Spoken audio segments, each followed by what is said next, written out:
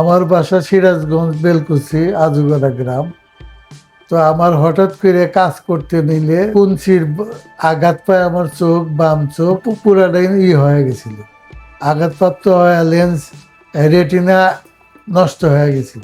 অন্য ডাক্তারের কাছে গেছিলাম, কিন্তু তারা কেউ সিকিউরিটি দেয় নাই যে ভালো হবে কিনা। তা আরিফ স্যার বললো যে আমি চেষ্টা করি। তা আরিফ স্যার চেষ্টা করার পরে মোটামুটি আমি তখন বললো যে হ্যাঁ আপনি চোখে এখন দেখবেন। তো রেটিনা অপারেশন করলো, পরে 2 মাস পরে আবার লেন্স লাগাইলো। তেমন আমি মোটামুটি একটু ভালোই দেখতেছি, আর অসুবিধা হচ্ছে না।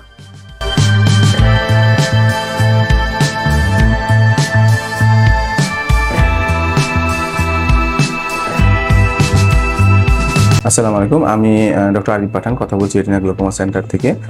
আমি কাজ করি রেটিনা নিয়ে। আমরা যারা বিভিন্ন সময়ে বিভিন্ন জায়গায় কাজ করি, বিভিন্ন সময়ে চোখে আঘাত লাগতে পারে। তো আঘাতের কারণে চোখের যে আমাদের লেন্স আছে সেই লেন্সটা নড়ে যেতে পারে, পড়ে যেতে পারে, ইভেন চোখের যে পর্দা তার সামনে রক্তক্ষরণ হতে পারে। তো সেই সমস্ত ক্ষেত্রে আসলে কি করা উচিত, সেটার চিকিৎসা কি আদৌ আমাদের দেশে আছে? হ্যাঁ, আছে। যেমন আমাদের কাছে উনি আসছেন, উনি কঞ্চির আঘাত পেয়ে আমাদের কাছে যখন আসছেন, তখন আমরা দেখি ওনার চোখের লেন্সটা, চোখের ভিতরে একটা ক্যাভিটি আছে, একটা গর্ত আছে, সেখানে পড়ে গিয়েছে এবং চোখের রেটিনার সামনে রক্ত জমা হয়েছে।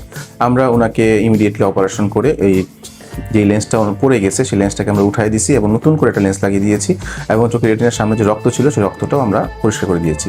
আলহামদুলিল্লাহ এখন ভালো উনি দেখছেন। তো যদি কারো আঘাত লাগে, আঘাতের কারণে যদি কখনো সে দেখতে না পায়, তো এটাতে ভয় পাওয়ার কিছু নাই। আসলে দ্রুততম সময়ের মধ্যে যদি সে রেটিনা স্পেশালিস্টের কাছে চলে আসে, তাহলে এটার চিকিৎসা সম্ভব, যে কোনো চিকিৎসা সম্ভব। এই জন্য ভয় পাওয়ার কিছু নেই। আঘাতের কারণে চোখের যে সমস্যা হয় সেটার চিকিৎসা আমাদের দেশেই সম্ভব।